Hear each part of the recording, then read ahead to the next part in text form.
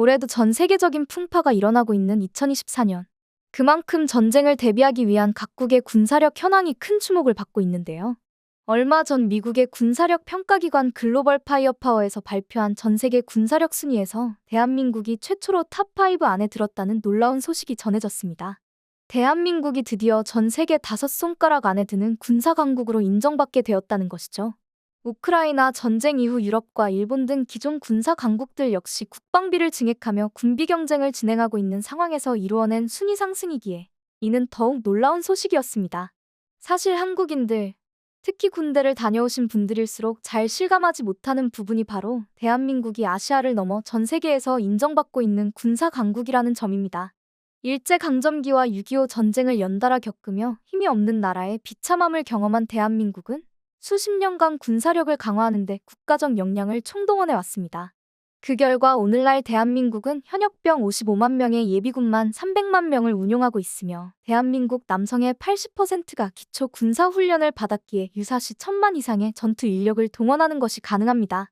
여기에 2000대의 전차와 3500대의 장갑차, 2300여 문의 자주포 등 세계에서 5손가락 안에 드는 강력한 기갑 전력을 갖추고 있습니다. 6.25 당시 전차단 한 대가 없어 북한 전차부대에 속수무책으로 당했던 과거로 인한 것이라지만 그런 것 치고도 어마어마한 전력이 아닐 수 없습니다.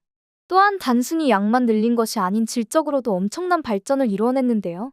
국산 기술로 만들어진 K2 흑표 전차는 독일의 레오파르트2, 미국의 M1 에이브람스와 함께 세계 3대 전차로 인정받고 있으며 K9은 두말할 것도 없는 세계 최고의 베스트셀러 자주포입니다.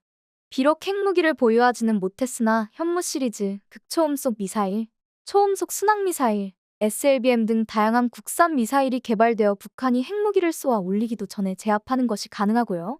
오랜 시간 축적해온 군사 기술력과 뛰어난 생산 능력을 통해 세계 10대 방산대국으로 부상하고 있는 대한민국.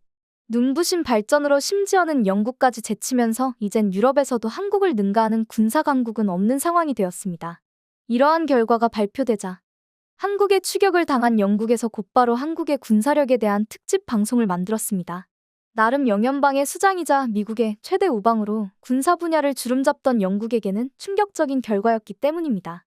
그 내용을 함께 살펴보겠습니다.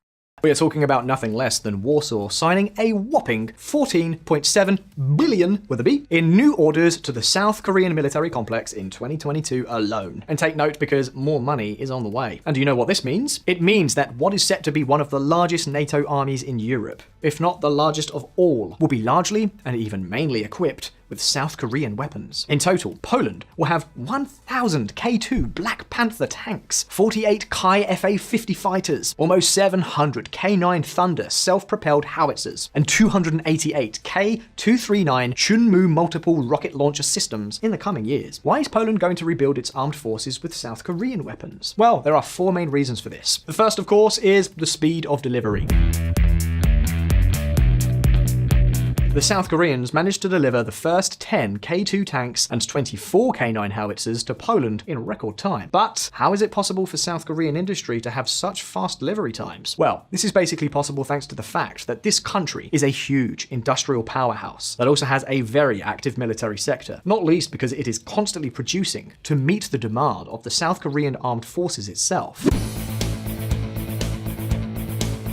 Another advantage is their greater ease of finding supplies. To give an example, modern weapons are equipped with a lot of very complex systems that need a huge amount of chips. And guess what? South Korea is the world's second largest semiconductor producer, just behind Taiwan. They basically turned themselves into a one-stop shop. The South Korean defense industry has strong and stable ties with its suppliers, including semiconductor manufacturers. That's the advantage of having a large industrial base. You have easier access to all kinds of components and supplies. This is one of the main reasons why Poland will almost certainly be able to receive 180 Korean-made K2 tanks and 212 K9 howitzers by the end of 2025 or early 2026. But wait a minute, Josh, didn't you tell us before about 1,000 tanks and almost 700 howitzers? Well, yes, well spotted. And here we come precisely to the second reason why buying arms from South Korea is much more attractive than from other major exporters. Do you understand what I mean? Well, the South Koreans are very flexible when it comes to authorizing the manufacture of their weapons abroad through licensing. Business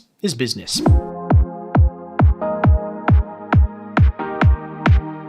Unlike the United States, which is very restrictive in allowing its advanced military technologies to be manufactured outside the country, the South Koreans have no major problems with that issue. Let's just say that their primary goal is to win the contracts. And so, after the deliveries of the tanks and howitzers purchased by Poland that are manufactured in Korea are completed, it will be the Poles themselves who will manufacture the more than 800 tanks and almost 500 howitzers to complete the rest of the contract. In other words, these will be manufactured in Poland and not in Korea. Now, what are the advantages of this? Well, on the one hand, for countries interested in investing large sums of money in defense, it is much easier to justify and more popular with the public if the bulk of these weapons are manufactured at home.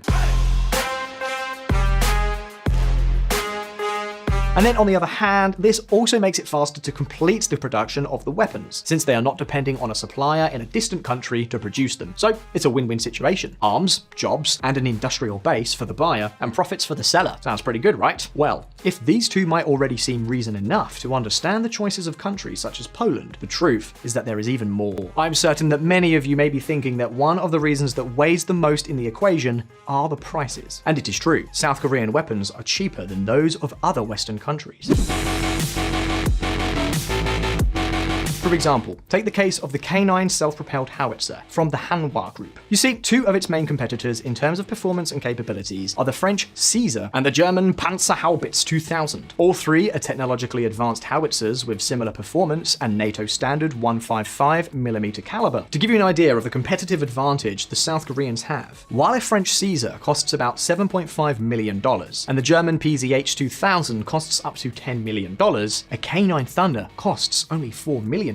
Less than half the price of the German model. And you may be wondering, so what's the catch? Well, the truth is that there isn't one. It is merely a question of cost and economies of scale. The South Korean military has a heavy demand for artillery equipment and supplies because of the threat posed by North Korea. This has meant that both the military and manufacturers are constantly expanding and upgrading their artillery equipment to fire farther and farther, and with increasing accuracy against North Korean ground targets. The Germans, for example, are the opposite. Their military is hampered by years, decades of disinvestment, and their military companies have much less local demand, which makes it more difficult to maintain profitable production lines at low prices. South Korean weapons have been modernized and have reached levels of sophistication and complexity that are already not far behind many of the best US weapons. For example, although it is far from the only equipment with a high level of sophistication, there is the case of the K239 Chunmoo multiple rocket launcher system. Those of you who support us on Patreon already know the many details about this impressive system because we told you about it in a recent weekly snapshot bulletin. The K239 Chunmoo has been dubbed by military specialists as the closest alternative to the US HIMARS. This equipment has become incredibly popular since the war in Ukraine. And take note, because the South Korean one is about 20% cheaper. The Chunmoo is a multiple rocket launcher system developed between the South Korean Agency for Defense Development and Hanwha Defense Company. This system makes it possible to launch rockets of different caliber, explosiveness, and penetration in the same load. Thanks to the fact that its launchers are divided into two independent capsules, it can operate in saturation mode, like a Russian Grad, or in precision mode, like the HIMARS, even in the same launch. In this way, the same system can clear large areas of the enemy line, or destroy specific targets with an accuracy of less than 10 meters, or 32 feet. In addition, Hanwha has developed a wide range of missiles of various caliber and range for this system. With a single charge, it can fire up to 40 131mm unguided rockets with a range of 36 kilometers, or 22 miles, in less than 1 minute. And if precision is desired, it can also fire 12 239mm guided rockets at a distance of between 160 and 200 kilometers. That's 100 to 124 miles, a distance that they hope to extend in the coming years. And these are just a couple of the options, because the system is much more versatile than HIMARS when it comes to choosing the type of rocket. The question is, will South Korea succeed in establishing itself as one of the 4, or perhaps even 3, largest arms exporters in the world? Will we see any of these promising weapons operating in more European countries? 이처럼 영국 방송은 한국 무기가 폴란드를 비롯한 유럽 국가들에게 각광받는 이유를 3가지 들어 분석했습니다. 이들이 분석한 것과 마찬가지 이유로 최근에는 폴란드뿐만 아니라 루마니아가 한국 무기 도입을 확정지었습니다. 그리고 현재 도입을 검토 중인 다른 나라들도 점점 마음이 기울고 있죠. 점점 발전하는 한국 방산, 그만큼 한국의 군사력 역시 함께 강해지게 될 것인데요. 한국이 이 흐름을 잘 이어나가 누구도 감히 얕볼 수 없는 강대국으로 발돋움해가면 좋겠습니다.